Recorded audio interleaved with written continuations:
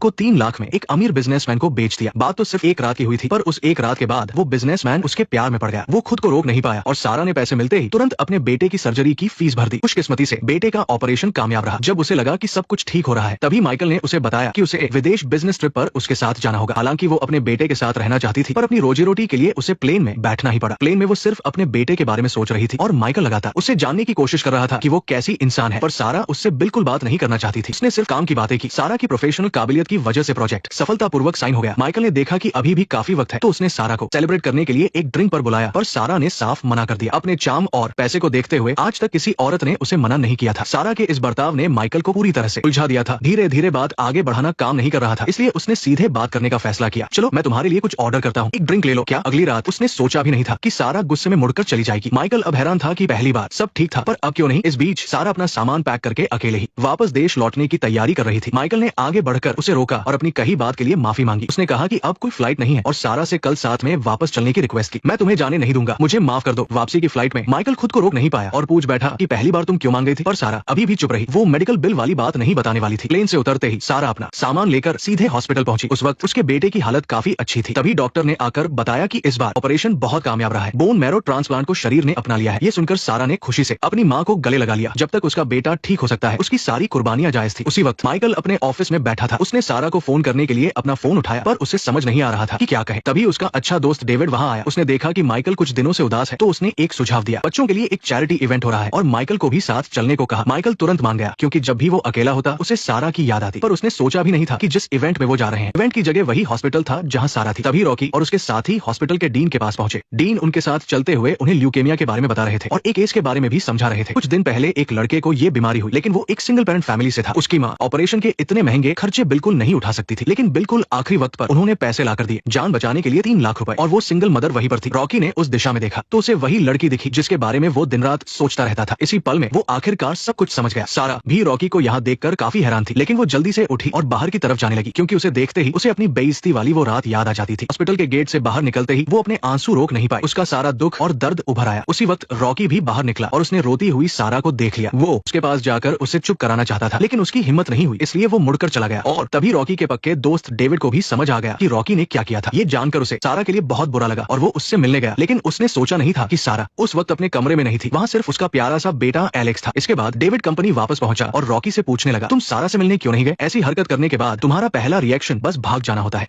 Next part देखने के लिए वीडियो को लाइक करो।